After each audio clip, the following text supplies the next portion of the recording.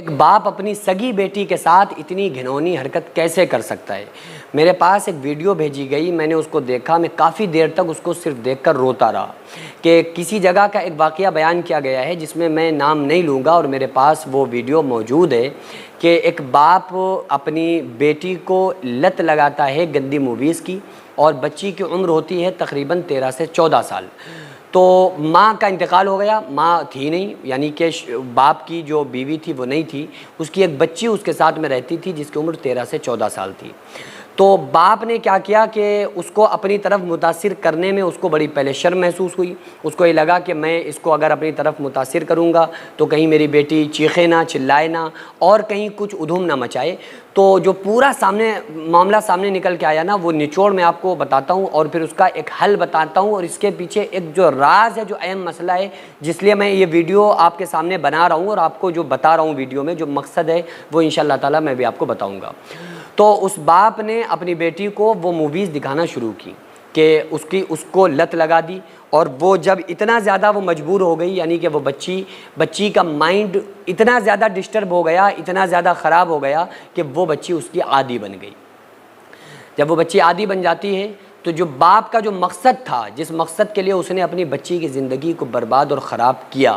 تو باپ نے اپنی اس بچی کے ساتھ وہ مقصد پورا کرنا شروع کر دیا، اور یہ معاملہ لگ بھگ 1 سال تک ان دونوں کے مابین رہا۔ یعنی کہ اس کمبخت، منحوس، لعین، مردود، حرامیون نسل باپ نے پہلے بچی کی لت کو خراب کیا، عادت کو خراب کیا اس کی زندگی کو برباد کرنے کے لیے، پھر اس کے بعد اپنی ہی سگی بیٹی کی زندگی کو برباد کر دیا۔ آپ جانتے ہیں کہ زمانے جاہلیت میں پہلے لوگ اپنی بیٹیوں کو زمین کے اندر دفن کر دیا کرتے تھے، لیکن وہ زمین کے اندر دفن کرنا اس کے مقابل بہت آسان تھا کہ بھائی آج ایک بیٹی اپنے سگے باپ کے ہاتھوں خود کو محفوظ نہیں کر پا رہی ہے۔ آقا علیہ السلام نے 1400 سال پہلے بتلایا، 1400 سال پہلے فرمایا کہ ایک بالغہ لڑکی کو، ایک بالغہ سگی بہن کے ساتھ لیٹنے کی اجازت نہیں ہے۔ قربان جائیں اسلام کے اوپر، آپ صلی اللہ علیہ وآلہ وسلم نے ارشاد فرمایا کہ جب عمر 7 سال کی ہو جائے بچے کی تو اس کو نماز سکھاؤ، جب 10 سال کی ہو جائے تو اس کو، جب تمہاری اولاد 10 سال کی ہو جائے تو اسے مار کے نماز پڑھاؤ اور اس کا بستر الگ کر دو۔ یعنی کہ اگر کوئی بچہ یا کوئی بچی، بیٹا یا بیٹی، اپنے سگے کوئی بیٹا 10 سال سے اوپر کا ہے تو اسلام نے کہا ہے کہ وہ اپنی سگی ماں کے پاس نہ سوئے، احتیاطاً نہ سوئے، ورنہ بھائی مائیں ایسی تھوڑی ہوتی ہیں۔ الحمدللہ ہم سب کے بھی مائیں ہیں، ہم سب کے والدین ہیں، الحمدللہ ہم سب کی بھی فیملیز ہیں، ہم سب کے بھی گھر بار ہیں، لیکن یہ لاکھوں میں ایک مسئلہ ایسا نکل کے آتا ہے نا، تو یہ بھی کیوں آتا ہے؟ ان ملونوں اور لعینوں کو یہ سمجھ کیوں نہیں آتا ہے کہ جن بچیوں کی عزت کو وہ اپنے ہاتھوں برباد کر رہے ہیں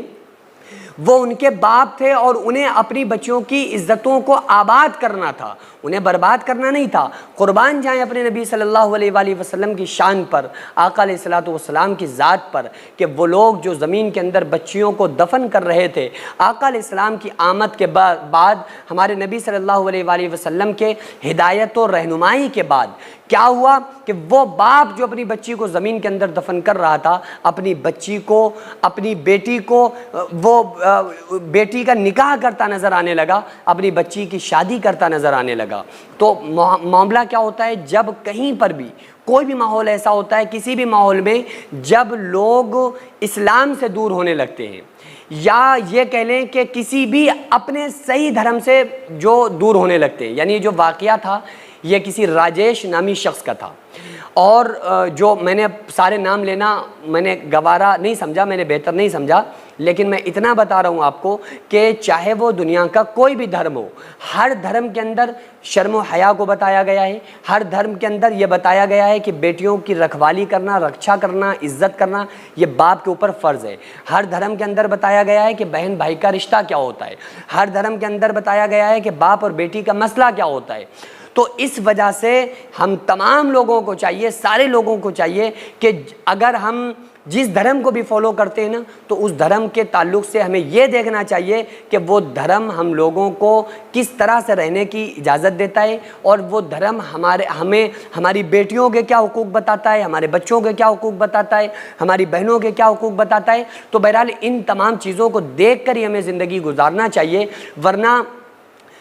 یہ ماحول اتنا زیادہ خراب آ چکا ہے۔ قرب قیامت کی نشانیوں میں سے ہے، آقا علیہ الصلوۃ والسلام نے ارشاد فرمایا کہ بنی اسرائیل میں اگر کسی نے اپنی ماں کے ساتھ اعلانیہ بدفعلی کی ہوگی تو میری امت میں بھی ضرور ایسا کوئی کرے گا۔ اور بنی اسرائیل 72 مذہبوں میں تقسیم ہو گئے تھے، میری امت میں 73 فرقے ہوں گے، ایک فرقہ جنتی ہوگا، باقی ناری ہوں گے۔ پوچھا یا رسول اللہ صلی اللہ علیہ وسلم وہ فرقہ جنتی کون سا ہوگا؟ آپ صلی اللہ علیہ وسلم نے ارشاد فرمایا جو میرے اور میرے صحابہ کے نقش قدم پہ ہوگا وہ جنتی ہوگا۔ تو کوشش یہ کریں اپنے اپنے علاقوں میں نکل کے دیکھیں ایسے لوگ، چاہے وہ کسی بھی دھرم سے تعلق رکھنے والے ہوں، ہم ان کو نکل کر سمجھائیں، ہم انہیں بتائیں کہ باپ بیٹی کا رشتہ کیا ہوتا ہے، ہم انہیں بتائیں کہ بہن کے حقوق کس طرح سے ادا کرنا چاہیے۔ ہمیں ہر شخص کو اپنے دیکھیں، ایریوں میں دیکھیں، علاقوں میں دیکھیں، گاؤں دیہات میں دیکھیں، ایسے محلات میں جائیں کہ جہاں پر کوئی علم نام کی چیز نہیں ہے، ان کو جا کر بتائیں کہ کس طرح سے رہا جاتا ہے، ان کو جا کر یہ بتائیں کہ ایک باپ انڈر ویئر پہن کر بیٹی کے سامنے نہیں آ سکتا ہے۔ ماحول کیا ہے کہ باپ انڈر ویئر پہنا ہوا ہے اور نل کے اوپر کھڑے ہو کے نہا رہا ہے، بھائی یہ بھی غلط ہے۔ تو اس لیے یہ ماحول بتانا چاہیے، سکھانا چاہیے، تاکہ لوگوں کے اندر سے ایسا کوئی اگر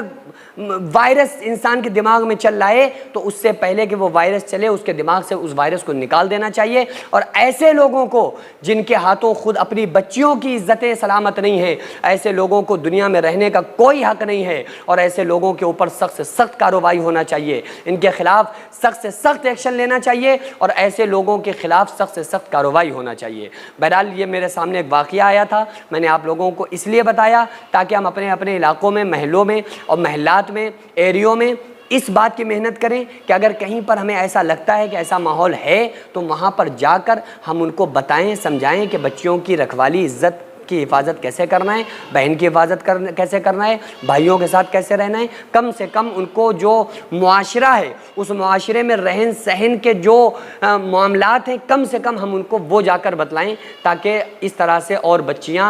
شکار نہ ہو سکیں۔ سینکڑوں ایسے غریب پریوار جو فاقہ کر کے زندگی گزار رہے ہیں، اور بہت سے ایسے مجبور لوگ جو غربت کی وجہ سے بیماریوں سے جوجھ رہے ہیں اور ان کے پاس علاج کرانے کے لیے بھی پیسے نہیں ہیں، تو ان غریب فیملیز کو ہر مہینے ہماری سوسائٹی راشن دیتی ہے اور ان غریبوں کا فری میں علاج کراتی ہے۔ تو آپ لوگ ہمارے ساتھ مل کر ان بیوہ عورتوں اور یتیم بچوں کا سہارا ضرور بنیں اور ان کے راشن اور دوا علاج کے لیے زیادہ سے زیادہ تعاون کریں، اور یہ ارادہ کریں کہ غریب کے بچوں کو انشاءاللہ بھوکا نہیں سونے دیں گے، اور ہر ہفتے ہر مہینے آپ لوگوں سے جو بھی ہو سکے آپ تعاون ضرور کریں۔ ان کو 10-10 سال سے جو لوگ بستر پر پڑے ہوئے ہیں انشاءاللہ تعالی ہم سب مل کر ان غریبوں کا علاج بھی کرائیں گے، اور ہر مہینے انشاءاللہ تعالی ان غریبوں کو ہم راشن پہنچائیں گے۔ یہ سوسائٹی کا اکاؤنٹ نمبر ہے اور یہ اسکینر ہے، آپ لوگ اس اکاؤنٹ پر یا اس اسکینر کے ذریعے آپ غریب فیملیز کی ہیلپ کر سکتے ہیں۔